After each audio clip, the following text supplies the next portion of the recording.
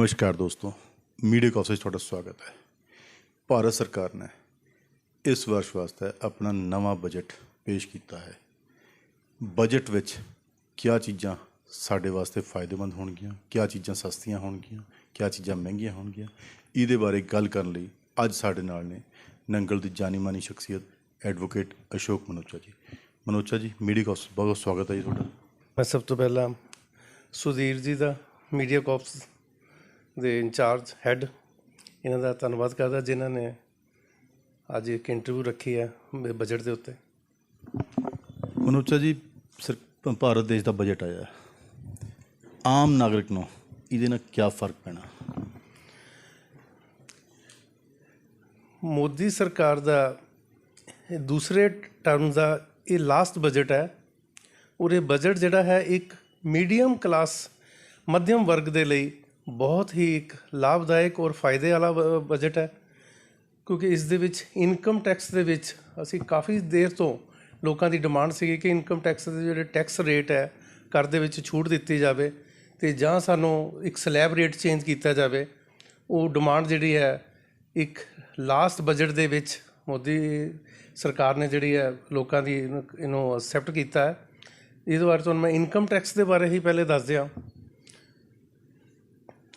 ਕਿ ਜਿਹੜਾ ਇੱਕ ਸਾਡਾ ਜਿਹੜਾ ਇੱਕ ਮੱਧਮ ਵਰਗ ਵਾਸਤੇ ਪਹਿਲੇ 5 ਲੱਖ ਦੀ ਇਨਕਮ ਟੈਕਸ ਦਾ ਕੋਈ ਟੈਕਸ ਛੂਟ ਸੀਗੀ, 5 ਲੱਖ ਤੱਕ ਕੋਈ ਟੈਕਸ ਨਹੀਂ ਸੀ, ਅਤੇ ਹੁਣ ਜਿਹੜੀ ਉਹ ਲਿਮਿਟ ਹੈ 5 ਲੱਖ ਤੋਂ ਵਧਾ ਕੇ 7 ਲੱਖ ਕਰ ਦਿੱਤੀ ਹੈ।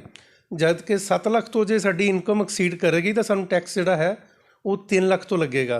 ਪਹਿਲੇ ਉਹ ਲਿਮਿਟ 2.5 ਲੱਖ ਸੀਗੀ, ਪਰ ਇੱਕ ਮੀਡੀਅਮ ਕਲਾਸ ਗਰੁੱਪ ਨੂੰ ਜਿਹੜੀ ਹੈ 7 ਲੱਖ ਤੱਕ ਸਾਨੂੰ ਕੋਈ ਟੈਕਸ ਨਹੀਂ ਦੇਣਾ ਪਏਗਾ। ਜਦ ਕਿ ਉਸ ਟੈਕਸ ਦੇ ਉੱਤੇ ਪਿਛਲੇ ਸਾਲ ਯਾਨੀ ਕਿ ਜਿਹੜਾ ਹੁਣ ਕਰੰਟ ਫਾਈਨੈਂਸ਼ੀਅਲ ਈਅਰ 22-23 ਚੱਲ ਰਿਹਾ, ਇਹਦੇ ਵਿੱਚ 54,600 ਰੁਪਇਆ ਟੈਕਸ ਬਣਦਾ ਸੀ 7 ਲੱਖ ਇਨਕਮ 'ਤੇ।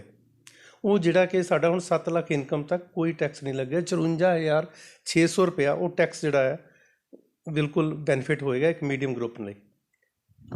ਅੱਛਾ ਜੀ, ਤੁਸੀਂ ਕਹਿ ਰਹੇ ਕਿ ਇਹ ਜਿਹੜਾ ਬਜਟ ਹੈ ਇਹ ਬੇਸਿਕਲੀ ਮੀਡੀਅਮ ਵਰਗ ਦੇ ਲੋਕਾਂ ਵਾਸਤੇ ਹੈਗਾ, ਗਰੀਬ ਲੋਕਾਂ ਵਾਸਤੇ ਇਹ 'ਚ ਕਿਆ ਫਰਕ ਹੈ? ਕਿਉਂਕਿ ਅਕਸਰ ਦੇਖਿਆ ਜਾਂਦਾ ਕਿ ਪਿਛਲੇ ਚਾਹੇ ਜਿੰਨੇ ਮਰਜ਼ੀ ਬਜਟ ਦੇਖ ਲਈਏ ਫੋਕਸ ਉਹਨਾਂ ਦਾ ਗਰੀਬਾਂ ਪਰ ਹੁੰਦਾ ਸੀ, ਪਰ ਐਤਕੀ ਤੁਸੀਂ ਜਿੱਦਾਂ ਕਹਿ ਰਹੇ ਹੋ ਕਿ ਸਲੈਬ ਵਧਾਤੀ, ਟੈਕਸ ਸਲੈਬ ਵਧਾਤੀ ਇਨਕਮ ਟੈਕਸ ਦੀ, ਉਹ ਮੀਡੀਅਮ ਵਰਗ ਨੂੰ ਫਾਇਦਾ ਪਹਿਲੀ ਵਾਰ ਹੋਇਆ ਕਿ ਮੀਡੀਅਮ ਵਰਗ ਨੂੰ ਫਾਇਦਾ ਦਿੱਤਾ ਗਿਆ। ਪਰ ਇਹਦੇ ਬਾਵਜੂਦ ਆਮ ਲੋਕਾਂ ਵਾਸਤੇ, ਗਰੀਬ ਲੋਕਾਂ ਵਾਸਤੇ ਇਹ 'ਚ ਕਿਆ ਹੈਗਾ? ਮੈਂ ਤੁਹਾਡੇ ਨਾਲ ਪਹਿਲੇ ਹੀ ਗੱਲ ਕੀਤੀ, ਮੈਂ ਪਹਿਲੇ ਇਨਕਮ ਟੈਕਸ ਦੀ ਗੱਲ ਕਰ ਲਈਏ, ਕਿਉਂਕਿ ਜਿਹੜਾ ਇਹ ਇਨਕਮ ਟੈਕਸ ਜਿਹੜਾ ਹੈ ਇਹ ਇੱਕ ਮੀਡੀਅਮ ਵਰਗ ਤੋਂ ਸ਼ੁਰੂ ਹੋ ਜਾਂਦਾ। ਗਰੀਬ ਲੋਕ ਤਾਂ ਇਨਕਮ ਟੈਕਸ ਦੇ ਦਾਇਰੇ 'ਚ ਆਉਂਦੇ ਹੀ ਨਹੀਂ। ਜਿਹੜਾ ਇਨਕਮ ਟੈਕਸ ਹੈ ਇਹ ਸਾਡਾ ਜਿਨ੍ਹਾਂ ਦੀ ਇਨਕਮ ਅੱਗੇ 2.5 ਲੱਖ ਤੋਂ ਉੱਤੇ ਸੀਗੇ ਉਹ ਲਿਮਿਟ ਜਿਹੜੀ ਹੈ ਉਹਨਾਂ ਨੇ 3 ਲੱਖ ਕਰ ਦਿੱਤੀ ਹੈ। ਦੋ ਟੈਕਸ ਸਿਸਟਮ ਦੋ ਹੈ, ਇੱਕ ਨਿਊ ਟੈਕਸ ਰਜੀਮ, ਇੱਕ ਓਲਡ ਟੈਕਸ ਰਜੀਮ। ਇਹ ਨਿਊ ਮੈਂ ਟੈਕਸ ਰਜੀਮ ਦੀ ਗੱਲ ਕਰ ਰਿਹਾ।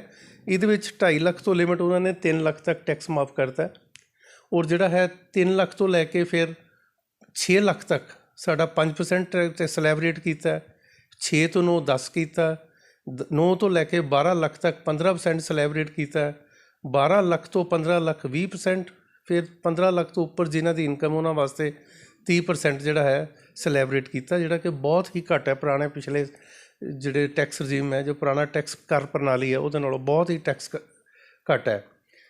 ਅਤੇ ਜਿਸ ਤਰ੍ਹਾਂ ਕਿ ਤੁਹਾਨੂੰ ਦੱਸਿਆ 54 ਲੱਖ ਤੱਕ 7 ਲੱਖ ਤੱਕ 54,600 ਰੁਪਏ ਟੈਕਸ ਬਣਦਾ ਜੀ, ਉਹ ਇੱਕ ਮੀਡੀਅਮ ਵਰਗ ਨੂੰ ਟੋਟਲੀ ਟੈਕਸ ਮਾਫ ਹੈ।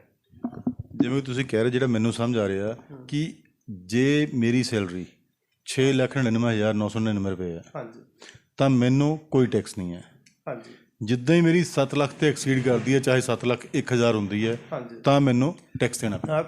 ਹਾਂ, ਸੈਲਰੀ ਜਿਸ ਤਰ੍ਹਾਂ ਤੁਸੀਂ ਦੱਸਿਆ ਕਿ ਟੈਕਸ ਜੇ ਮੇਰੀ ਸੈਲਰੀ 7 ਲੱਖ ਤੋਂ ਘੱਟ ਯਾਨੀ ਕਿ 6,99,000 ਹੈ, ਪਰ ਇਸ ਤੋਂ ਬਾਅਦ ਇੰਪਲਾਈ ਨੂੰ ਜਿਹੜਾ ਅੱਗੇ ਸਟੈਂਡਰਡ ਡਿਡਕਸ਼ਨ ਨਹੀਂ ਮਿਲਦੀ ਸੀਗੀ ਇਹ ਨਵੀਂ ਟੈਕਸ ਸਿਸਟਮ ਦੇ ਵਿੱਚ, ਹੁਣ ਉਹ 50,000 ਰੁਪਏ ਇੱਕ ਐਡੀਸ਼ਨਲ ਹੋਰ ਬੈਨੀਫਿਟ ਦੇ ਦਿੱਤਾ ਸਟੈਂਡਰਡ ਡਿਡਕਸ਼ਨ ਦਾ। ਹੁਣ ਤੁਸੀਂ ਸਟੈਂਡਰਡ ਡਿਡਕਸ਼ਨ ਜੇ ਤੁਹਾਡੀ 7.5 ਲੱਖ ਤੱਕ ਕੋਈ ਸੈਲਰੀ ਇਨਕਮ ਹੈ ਤਾਂ ਤੁਹਾਨੂੰ ਕੋਈ ਟੈਕਸ ਨਹੀਂ ਦੇਣਾ। 7.5 ਲੱਖ ਤੋਂ ਜੇ ਇਨਕਮ ਵਧੇਗੀ ਤਾਂ ਤੁਹਾਨੂੰ ਟੈਕਸ ਜਿਹੜਾ ਹੈ ਫਿਰ ਉਹ 3 ਲੱਖ ਤੋਂ ਲੱਗੇਗਾ। ਅੱਗੇ 2.5 ਲੱਖ ਤੋਂ ਲੱਗਦਾ ਸੀਗਾ ਨਵੇਂ ਟੈਕਸ ਸਿਸਟਮ ਨਾਲ, ਟੈਕਸ ਰਜੀਮ ਨਾਲ, ਹੁਣ ਤੁਹਾਨੂੰ 3 ਲੱਖ ਤੋਂ ਲੱਗੇਗਾ ਟੈਕਸ। ਮਤਲਬ 7 ਲੱਖ ਕਹਿਣ ਦੀ ਗੱਲ ਹੈ, 7.5 ਲੱਖ 7.5 ਇੰਪਲਾਈਜ਼ ਵਾਸਤੇ, ਬਿਜ਼ਨਸਮੈਨ ਵਾਸਤੇ 7 ਲੱਖ ਹੈ। ਇੱਕ ਤਾਂ ਇਹਨਾਂ ਨੇ ਸਿੰਪਲੀਫਾਈਡ ਜਿਹੜਾ ਹੈ ਇਨਕਮ ਟੈਕਸ ਰਿਟਰਨ ਫਾਰਮ ਜਿਹੜਾ ਹੈ ਨਵੇਂ ਸਾਲ ਤੋਂ ਜਿਹੜਾ ਇੰਟਰੋਡਿਊਸ ਕਰਨਗੇ, ਜਿਹੜਾ ਇਹਨਾਂ ਨੇ ਆਪਣਾ ਘੋਸ਼ਣਾ ਕੀਤੀ ਹੈ ਕਿ ਨਵਾਂ ਇੱਕ ਸਿੰਪਲ ਫਾਰਮ ਜਿਹੜਾ ਹੈ ਸਰਲ ਫਾਰਮ ਹੋਏਗਾ, ਤਾਂ ਕਿ ਜਿਹੜਾ ਕੋਈ ਵੀ ਫਾਰਮ ਜਿਹੜਾ ਹੈ ਆਪਣੇ ਔਨਲਾਈਨ ਆਪਣੇ ਪੋਰਟਲ ਇਨਕਮ ਟੈਕਸ ਦੇ ਫਾਈਲਿੰਗ ਪੋਰਟਲ ਜਾ ਕੇ ਰਿਟਰਨ ਭਰ ਸਕਦਾ। ਕਿਉਂਕਿ ਇਹਦੇ ਵਾਸਤੇ ਕਈ ਲੋਕਾਂ ਨੂੰ ਵਕੀਲ ਜਾਂ CA ਕੋਲ ਜਾਣਾ ਪੈਂਦਾ ਸੀਗਾ। ਉਹ ਆਪਣੇ ਆਪ ਕਈ ਬੰਦੇ ਹੁਣ ਆਪਣੇ ਜਿਹੜਾ ਸਿੰਪਲੀਫਾਈਡ ਜਿਹੜਾ ਰਿਟਰਨ ਫਾਰਮ ਹੈ ਆਪਣੇ ਆਪ ਵੀ ਉਹ ਭਰਨਾ ਚਾਹਣ ਤੇ ਭਰ ਸਕਦੇ। ਉਸ ਵਾਸਤੇ ਜ਼ਰੂਰੀ ਨਹੀਂ ਹੋਏਗਾ ਕਿ ਤੁਸੀਂ ਕਿਸੇ ਦੀ ਕੁਆਲੀਫਾਈਡ ਬੰਦੇ ਨੂੰ ਫੀਸ ਦੇ ਕੇ ਹੀ ਤੁਸੀਂ ਜਿਹੜਾ ਹੈ ਇਹ ਰਿਟਰਨ ਭਰ ਸਕਦੇ ਹੋ। ਤੁਸੀਂ ਆਪਣੇ ਆਪ ਵੀ ਇਸ ਫਾਰਮ ਇੰਨਾ ਸਿੰਪਲ ਕਰ ਹੋ ਜਾਏਗਾ ਕਿ ਸ਼ਾਇਦ ਸਾਡੇ ਕੋਲ ਪ੍ਰੋਫੈਸ਼ਨਲ ਬੰਦਿਆਂ ਕੋਲ ਕੋਈ ਨਾ ਜਾਵੇ। ਅਤੇ ਇਸ ਤੋਂ ਇਲਾਵਾ ਇੱਕ ਇਨਕਮ ਟੈਕਸ ਦੇ ਵਿੱਚ ਹੀ ਕਿ ਇਹਨਾਂ ਨੇ ਸੀਨੀਅਰ ਸਿਟੀਜ਼ਨ ਵਾਸਤੇ ਬੈਂਕ ਦੇ ਵਿੱਚ 15 ਲੱਖ ਦੀ ਅਸੀਂ ਡਿਪੋਜ਼ਿਟ ਕਰਾ ਸਕਦੇ। ਸੇਵਿੰਗ ਸਕੀਮ ਸੀਗੀ, 15 ਲੱਖ ਰੁਪਇਆ ਕੁਆਟਰਲੀ ਇੰਟਰਸਟ ਮਿਲਦਾ ਹੈ। ਉਸ ਰੇਟ ਆਫ ਇੰਟਰਸਟ ਜ਼ਿਆਦਾ ਹੈ। ਉਹ 15 ਲੱਖ ਤੋਂ ਲਿਮਿਟ ਵਧਾ ਕੇ ਸਰਕਾਰ ਨੇ ਜਿਹੜੀ ਹੈ 30 ਲੱਖ ਲਿਮਿਟ ਕਰਤੀ ਹੈ ਡਿਪੋਜ਼ਿਟ ਕਰਾਉਣ ਦੀ। ਅਤੇ ਦੂਸਰਾ ਇੱਕ ਸੀਗਾ ਮੰਥਲੀ ਇਨਕਮ ਸਕੀਮ, ਉਹਦੇ 'ਚ 4.5 ਲੱਖ ਦੀ ਲਿਮਿਟ ਸੀਗੀ ਕਿਉਂਕਿ ਰੇਟ ਆਫ ਇੰਟਰਸਟ ਜ਼ਿਆਦਾ ਉਸ ਸੀਨੀਅਰ ਸਿਟੀਜ਼ਨ ਵਾਸਤੇ ਸਪੈਸ਼ਲੀ। ਉਹ 4.5 ਲੱਖ ਤੋਂ ਬਜਾਏ ਹੁਣ 9 ਲੱਖ ਕਰਤੀ। ਜੁਆਇੰਟ ਅਕਾਊਂਟ ਦੇ ਵਿੱਚ ਉਹਦੀ ਲਿਮਿਟ ਜਿਹੜੀ ਹੈ 15 ਲੱਖ ਕਰਤੀ ਹੈ। ਅਤੇ ਇੱਕ ਹੋਰ ਜਿਹੜੀ ਬਹੁਤ ਵੱਡੀ ਇੱਕ ਆਮ ਆਦਮੀ ਵਾਸਤੇ ਜਾਂ ਇੱਕ ਗਰੀਬ ਵਾਸਤੇ ਕਹਿ ਲਓ, ਅਗਨੀਵੀਰ ਇਸ ਵਾਰੀ ਤੋਂ ਅਸੀਂ ਬੜੀ ਚਰਚਾ 'ਚ ਵਿਸ਼ਾ ਰਿਹਾ। ਅਗਨੀਵੀਰ ਜਿਹੜੇ ਸਾਡੇ ਸੈਨਿਕ ਹੈ ਉਹਨਾਂ ਦੀ ਜਿਹੜੀ ਟੋਟਲੀ ਇਨਕਮ ਹੈ ਇਹ ਟੈਕਸ ਫਰੀ ਹੋਏਗੀ। ਇੱਕ ਬਹੁਤ ਹੀ ਵੱਡੀ ਇੱਕ ਰਾਹਤ ਵਾਲੀ ਗੱਲ ਹੈ ਅਗਨੀਵੀਰਾਂ ਲਈ। ਓਪੋਜੀਸ਼ਨ ਨੇ ਬੜਾ ਇਸ ਵੱਲ ਦਾ ਮੁੱਦਾ ਉਠਾਇਆ।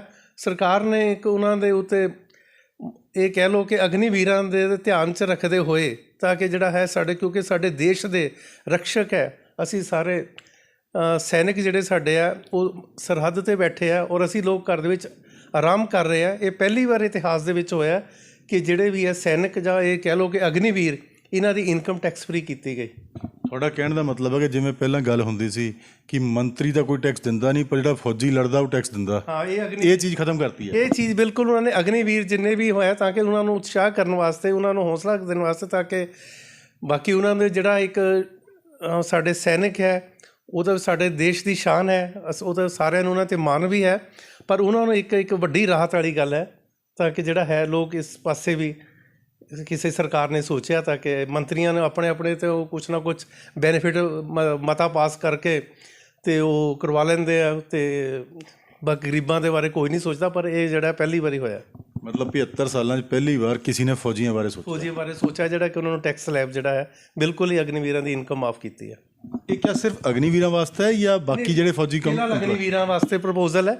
ਕੱਲ੍ਹ ਨੂੰ ਜੇ ਕੁਛ ਸ਼ਾਇਦ ਕੋਈ ਪਬਲਿਕ ਦੀ ਡਿਮਾਂਡ 'ਤੇ ਜੇ ਸਰਕਾਰ ਕਰ ਦੇਵੇ ਤਾਂ ਠੀਕ ਹੈ। ਫਿਲਹਾਲ ਤਾਂ ਅਸੀਂ ਵੀ ਇਹ ਮੰਗ ਕਰਾਂਗੇ ਕਿ ਜਿੰਨੇ ਵੀ ਸਾਡੇ ਆਪਣੇ ਸੈਨਿਕ ਹੈ ਉਹਨਾਂ ਸਾਰਿਆਂ ਵਾਸਤੇ ਹੀ ਜਿਹੜਾ ਇਹ ਕੀਤਾ ਜਾਵੇ, ਟੈਕਸ ਮਾਫ ਕੀਤਾ ਜਾਵੇ ਅਗਨੀਵੀਰਾਂ ਦੀ ਤਰ੍ਹਾਂ। ਪਰ ਫਿਲਹਾਲ ਜਿਹੜੀ ਇਹ ਸਕੀਮ ਜਿਹੜੀ ਹੈ ਇਹਨਾਂ ਨੇ ਟੈਕਸ ਵੇਵਰ ਦੀ, ਇਹ ਸਿਰਫ ਅਗਨੀਵੀਰ ਸੈਨਿਕਾਂ ਲਈ ਹੈ। ਇਸ ਤੋਂ ਇਲਾਵਾ ਕੋਈ ਵਪਾਰੀ ਵਰਗ ਲਈ ਕੋਈ ਟੈਕਸ ਕੁਛ ਖਾਸ ਛੂਟ? ਹਾਂ, ਵਪਾਰੀ ਵਰਗ ਵਾਸਤੇ ਇੱਕ ਪ੍ਰਜ਼ੰਪਟਿਵ ਟੈਕਸ ਜਿਹੜੇ ਕੋਈ ਛੋਟੇ ਦੁਕਾਨਦਾਰ ਕਹਿ ਲਓ ਜਾਂ ਕੋਈ ਪ੍ਰੋਫੈਸ਼ਨਲ ਬੰਦੇ ਆ ਜਿਨ੍ਹਾਂ ਦੀ 2 ਕਰੋੜ ਤੱਕ ਉਹਨਾਂ ਨੂੰ ਕਿਤਾਬਾਂ ਆਡਿਟ ਕਰਵਾਉਣ ਦੀ ਜ਼ਰੂਰਤ ਨਹੀਂ ਸੀ, ਉਹ ਐਸਟੀਮੇਟਡ ਇਨਕਮ ਡਿਕਲੇਅਰ ਕਰਦੇ ਸੀ ਅੰਡਰ ਸੈਕਸ਼ਨ 44 AD। ਉਹ 8% ਦੇ ਹਿਸਾਬ ਨਾਲ ਜਾਂ 6% ਦੇ ਹਿਸਾਬ ਨਾਲ ਰਿਟਰਨ ਫਾਈਲ ਕਰਦੇ। ਉਹ ਲਿਮਿਟ ਉਹਨਾਂ ਨੇ 2 ਲੱਖ ਤੋਂ ਵਧਾ ਕੇ 2 ਕਰੋੜ ਤੋਂ ਵਧਾ ਕੇ 3 ਕਰੋੜ ਕਰ ਦਿੱਤੀ ਹੈ। ਉਹਨਾਂ ਨੂੰ ਕੋਈ ਬੁੱਕਸ ਆਡਿਟ ਕਰਵਾਉਣ ਦੀ ਜ਼ਰੂਰਤ ਨਹੀਂ ਹੈ। ਪਰ ਫਿਰ ਇੱਕ ਚੀਜ਼ ਮੈਨੂੰ ਦੱਸੋ ਕਿ ਆਡਿਟ ਕਰਾਉਣ ਦੀ ਲੋੜ ਨਹੀਂ, 3 ਕਰੋੜ ਦੀ ਲਿਮਿਟ ਹੈ, ਪਰ ਫਿਰ ਵੀ ਇਹ ਜਿਹੜੇ ਰੇਡਾਂ ਵੱਜਦੀਆਂ ਇਹ ਕਿਵੇਂ ਮੈਨੇਜ ਹੁੰਦੀਆਂ? ਉਹ ਜਿਹੜਾ ਬੰਦੇ 2 ਨੰਬਰ ਦਾ ਕੰਮ ਕਰਦੇ ਆ, ਟੈਕਸ ਨਹੀਂ ਪੂਰਾ, GST ਨਹੀਂ ਪੂਰਾ ਦੇਣਾ, ਅੰਡਰ ਬਿਲਿੰਗ ਕਰਨਾ, ਅੰਡਰ ਬਿਲਿੰਗ ਪਰਚੇਜ਼ ਕਰਨਾ, ਅੱਧੇ ਥੋੜ੍ਹੇ ਬਹੁਤ ਕੱਢ ਦਿੱਤੇ ਆਈ ਵਾਸ਼ ਕਰਨ ਦੀ ਖਾਤਰ, ਰੇਡ ਉੱਥੇ ਪੈਂਦੀ ਆ। ਆਮ ਨੋਰਮਲ ਛੋਟੇ ਕਦੀ ਸੁਣਿਆ ਕਿਸੇ ਛੋਟੇ ਬਿਜ਼ਨਸਮੈਨ ਦੇ ਕਦੀ ਰੇਡ ਪਈ ਹੈ? ਨਹੀਂ। ਅੱਗੇ ਦਹਿਸ਼ਤ ਹੁੰਦੀ ਸੀਗੀ ਕਿ ਇਨਕਮ ਟੈਕਸ ਕਿਸੇ ਵੀ ਅੱਜ ਤੋਂ 10 ਸਾਲ ਪਹਿਲੇ ਕਿ ਇਨਕਮ ਟੈਕਸ ਡਿਪਾਰਟਮੈਂਟ ਕਿਸੇ ਦੇ ਵੀ ਕੰਪਲੇਂਟ ਕਰਨ 'ਤੇ ਜਾ ਕੇ ਉਹਦੇ ਜਾ ਕੇ ਰੇਡ ਕਰ ਦੇਗਾ। ਹੁਣ ਉਹ ਬਿਲਕੁਲ ਹੀ ਖ਼ਤਮ ਕਰਤਾ। ਹੁਣ ਸਾਰਾ ਇਹ ਸੈਂਟਰਲਾਈਜ਼ ਪ੍ਰੋਸੈਸਿੰਗ ਸਿਸਟਮ ਕਰਤਾ ਹੈ। ਨਾ ਹੀ ਉਹ ਕੇਸ ਕੋਈ ਵੀ ਅਫਸਰ ਆਪਣੀ ਮਰਜ਼ੀ ਨਾਲ ਜਿਹਦੇ ਜਾ ਕੇ ਕਿਸੇ ਨੂੰ ਨੋਟਿਸ ਇਸ਼ੂ ਕਰ ਸਕਦਾ, ਨਾ ਹੀ ਉਹ ਕਿਸੇ ਨੂੰ ਜਾ ਕੇ ਦੁਕਾਨ 'ਤੇ ਜਾ ਕੇ ਤੁਹਾਡੇ ਕੇ ਜਾ ਕੇ ਕਹਿ ਸਕਦਾ ਕਿ ਤੁਹਾਡੇ ਰੇਡ ਕਰਨ ਆਉਣਾ ਜਾਂ ਕਿਸੇ ਨੂੰ ਥ੍ਰੈਟ ਕਰ ਸਕਦਾ। ਇਹ ਬਹੁਤ ਦੂਰ ਦੀ ਗੱਲ ਰਹਿ ਗਈ ਹੁਣ। ਤਾਂ ਬਹੁਤ ਸਿੰਪਲੀਫਾਈਡ ਕਰਤਾ ਮਤਲਬ ਸਰਕਾਰ ਨੇ। ਅਤੇ ਈਵਨ ਕਿ ਡਿਪਾਰਟਮੈਂਟ ਨੇ ਸਕਰੂਟ ਤੁਹਾਨੂੰ ਇਨਕਮ ਟੈਕਸ ਆਫਿਸ ਜਾਣ ਦੀ ਵੀ ਜ਼ਰੂਰਤ ਨਹੀਂ। ਤੁਹਾਡਾ ਜੇ ਕੇਸ ਖੁੱਲ੍ਹ ਵੀ ਜਾਂਦਾ ਰੀਓਪਨ ਹੋ ਜਾਂਦਾ ਜਾਂ 148 'ਚ ਵੀ ਕੇਸ ਆ ਜਾਂਦਾ ਹੈ, ਉਹਦੇ 'ਚ ਕੀ ਹੈ ਕਿ ਤੁਹਾਨੂੰ ਇਨਕਮ ਟੈਕਸ ਦੇ ਵਿੱਚ ਉਹਨੂੰ ਬੋਲਦੇ ਫੇਸਲੈਸ ਸਕਰੂਟਨੀ। ਅੱਗੇ ਸਾਨੂੰ ਇਨਕਮ ਟੈਕਸ ਆਫਿਸ ਦੇ ਉਸ ਕੇਸਾਂ ਦੇ ਵਿੱਚ ਜਿੱਥੇ ਨੋਟਿਸ ਆ ਜਾਏ ਸਕਰੂਟਨੀ ਦਾ, ਉੱਥੇ ਸਾਨੂੰ ਇਨਕਮ ਟੈਕਸ ਵਿੱਚ ਚੱਕਰ ਕੱਟਣੇ ਪੈਂਦੇ, ਐਡਵੋਕੇਟ ਨੂੰ ਨਾਲ ਲੈ ਕੇ ਤੁਹਾਡੀਆਂ ਪਰਸਨਲ ਹੀਅਰਿੰਗ ਹੁੰਦੀਆਂ ਸੀਗੀਆਂ। ਹੁਣ ਜੇ ਕੇਸ ਖੁੱਲ੍ਹੇਗਾ ਵੀ 1% ਕੇਸ ਖੁੱਲ੍ਹੇਗਾ, ਜੇ ਕੋਈ ਖੁੱਲ੍ਹ ਵੀ ਜਾਂਦਾ ਉਹਦੀ ਬੁੱਕਸ ਜਾਂ ਕਿਸੇ ਵੀ ਡਿਸਕ੍ਰਿਪੈਂਸੀ 'ਤੇ, ਉਹਦੇ ਵਾਸਤੇ ਤੁਹਾਨੂੰ ਇਹ ਨਹੀਂ ਪਤਾ ਕਿ ਸਾਡਾ ਜਿਹੜਾ ਕੇਸ ਹੈ ITO ਨੰਗਲ ਕੋਲ, ਅਸੀਂ ਮੰਨ ਲਓ ਜਿਸੇ ਵੀ ਅਸੈਸਿੰਗ ਅਫੀਸਰ ਸਾਡਾ ਮੰਨ ਲਓ ITO ਨੰਗਲ ਹੈ, ਤਾਂ ਸਾਨੂੰ ਨਹੀਂ ਪਤਾ ਕਿ ਸਾਡਾ ਕੇਸ ਜਾ ਕੇ ਬੰਬੇ ਕਿਸੇ ITO ਨੇ ਕਰਨਾ ਕਿ ਦਿੱਲੀ ਕਰੇਗਾ, ਕਿ ਜਾਂ ਸਾਡਾ ਕੇਸ ਜਿਹੜਾ ਹੈ ਚੰਡੀਗੜ੍ਹ ਦੇ ਕਿਸੇ ਅਫੀਸਰ ਕੋਲ ਹੋਗਾ। ਤੁਹਾਨੂੰ ਪਤਾ ਹੀ ਨਹੀਂ ਹੋਏਗਾ ਉਹ ਅਫੀਸਰ ਤੁਹਾਡਾ ਕੌਣ ਕਰ ਰਿਹਾ। ਇਸੇ ਤਰ੍ਹਾਂ ਹੀ ਪਿਛਲੇ ਸਾਲ ਪਤਾ ਲੱਗਿਆ ਕਿ ਉਹ ਮਾਧੁਰੀ ਦੀਕਸ਼ਿਤ, ਕਿਉਂਕਿ ਉਹ ਫਿਰ ਫੇਮਸ ਨਾਮ ਹੈ, ਉਹਦਾ ਕੇਸ ਚੰਡੀਗੜ੍ਹ ਦੇ ਕਿਸੇ ITO ਕੋਲ, ਬੰਬਈ ਤੋਂ ਛੱਡ ਕੇ ਚੰਡੀਗੜ੍ਹ ਦੇ ਕਿਸੇ ITO, ਉਹਨੂੰ ਨਹੀਂ ਪਤਾ ਮੇਰਾ ਕੇਸ ਕਿਹੜੇ ਅਫੀਸਰ ਕੋਲ ਲੱਗਿਆ। ਮਾਧੁਰੀ ਦੀਕਸ਼ਿਤ ਨੂੰ ਫਿਲਮ ਐਕਟਰੈਸ ਹੈ, ਪਰ ਉਹਨਾਂ ਨੂੰ ਮਾਧੁਰੀ ਦੀਕਸ਼ਿਤ ਦਾ ਨਾਮ ਉਸ ਵਿੱਚ ਲਿਖਿਆ ਹੋਣ ਕਰਕੇ ਅਫੀਸਰ ਨੂੰ ਪਤਾ ਲੱਗ ਗਿਆ ਕਿ ਚੰਡੀਗੜ੍ਹ ਦਾ ਇਹ ਮਾਧੁਰੀ ਦੀਕਸ਼ਿਤ ਦਾ ਕੇਸ। ਤਾਂ ਸਾਡੇ ਲੋਕਾਂ ਨੂੰ ਵੀ ਪਤਾ ਲੱਗਿਆ ਕਿ ਇੱਕ ਸੈਲੀਬ੍ਰਿਟੀ ਹੋਣ ਕਰਕੇ। ਅਦਰਵਾਈਜ਼ ਇਹ ਜਿਹੜਾ ਹੈ ਸਿਸਟਮ ਹੀ ਫੇਸਲੈਸ ਇਹਨੂੰ ਬੋਲਦੇ ਕਿ ਇੱਕ ਦੂਜੇ ਦਾ ਪਤਾ ਹੀ ਨਹੀਂ ਕਿ ਅਸੀਂ ਬਿਨਾਂ ਫੇਸ ਤੋਂ ਕਿਸੇ ਕੋਲ ਅਪੀਅਰ ਹੋਣਾ। ਇਸੇ ਤਰ੍ਹਾਂ ਸਾਡੀ ਅਪੀਲਾਂ ਵੀ ਉਹਨਾਂ ਨੇ ਫੇਸਲੈਸ ਕਰਤੀਆਂ ਇਨਕਮ ਟੈਕਸ ਡਿਪਾਰਟਮੈਂਟ ਨੇ। ਇਨਕਮ ਟੈਕਸ ਦੇ ਸਲੈਬ ਵਿੱਚ ਬਹੁਤ ਜ਼ਿਆਦਾ ਰਾਹਤ ਦਿੱਤੀ ਹੈ ਕੇਂਦਰ ਸਰਕਾਰ ਨੇ ਲੋਕਾਂ ਨੂੰ, ਨਾਲ ਹੀ ਵਪਾਰੀ ਵਰਗ ਨੂੰ ਵੀ ਇੱਕ ਬਹੁਤ ਬੜੀ ਰਾਹਤ ਦਿੱਤੀ ਹੈ। 2 ਕਰੋੜ ਤੋਂ ਸਲੈਬ ਵਧਾ ਕੇ ਸਿੱਧੀ 3 ਕਰੋੜ ਕਰਤੀ ਹੈ। ਆਡਿਟ ਕਰਾਉਣ ਦੀ ਲੋੜ ਨਹੀਂ ਹੈ ਅਤੇ ਹੁਣ ਵਪਾਰੀ ਵਰਗ ਬਿਲਕੁਲ ਆਰਾਮ ਨਾਲ ਆਪਣਾ ਕੰਮ ਕਰ ਸਕਦਾ, ਨਿਸ਼ਚਿੰਤ ਹੋ ਕੇ, ਬਿਨਾਂ ਡਰੇ, ਬਿਨਾਂ ਕਿਸੇ ਦਬਾਅ 'ਚ ਕੰਮ ਕਰ ਸਕਦਾ। 3 ਕਰੋੜ ਦੀ ਸਲੈਬ ਬਹੁਤ ਬੜੀ ਹੁੰਦੀ ਹੈ। ਹਾਂ, ਹਾਲਾਂਕਿ ਉਹਨਾਂ ਵਾਸਤੇ ਸ਼ਾਇਦ ਇਹ ਘੱਟ ਹੋਵੇ, ਪਰ 2 ਨੰਬਰ ਦੇ ਕੰਮ ਕਰਨ ਵਾਲੇ ਵਾਸਤੇ ਹਮੇਸ਼ਾ ਹੀ ਕਾਰਵਾਈ ਹੋਊਗੀ ਅਤੇ ਹੁੰਦੀ ਰਹੂਗੀ। ਇਹ ਸੀ ਐਡਵੋਕੇਟ ਅਸ਼ੋਕ ਮਨੋਚਾ, ਜਿਨ੍ਹਾਂ ਨੇ ਸਾਨੂੰ ਦੱਸਿਆ ਕਿ ਕੇਂਦਰ ਸਰਕਾਰ ਨੇ ਆਮ ਲੋਕਾਂ ਵਾਸਤੇ, ਮੱਧਮ ਵਰਗ ਵਾਸਤੇ ਜਿਹੜਾ ਬਜਟ ਪੇਸ਼ ਕੀਤਾ ਹੈ, ਉਹਦੇ ਵਿੱਚ ਕਿੰਨੀਆਂ ਰਾਹਤ ਦਿੱਤੀਆਂ ਹੈ, ਕਿਹਨੂੰ ਕਿਆ ਮਿਲਿਆ ਹੈ, ਕਿੰਨੀ ਦੀ ਬਚਤ ਹੋਊਗੀ ਟੈਕਸ ਸਲੈਬ ਵਿੱਚ। ਅਗਲੀ ਵਾਰ ਅਸ਼ੋਕ ਮਨੋਚੀ ਨਾਲ ਗੱਲ ਕਰਾਂਗੇ ਜੋ ਚੀਜ਼ਾਂ ਸਸਤੀਆਂ ਹੋਈਆਂ ਜਾਂ ਹੋਰ ਜੋ ਕੁਛ ਵੀ ਆਮ ਬਜਟ ਵਿੱਚ ਸਰਕਾਰ ਵੱਲੋਂ ਆਮ ਲੋਕਾਂ ਨੂੰ ਦਿੱਤਾ ਗਿਆ। ਧੰਨਵਾਦ।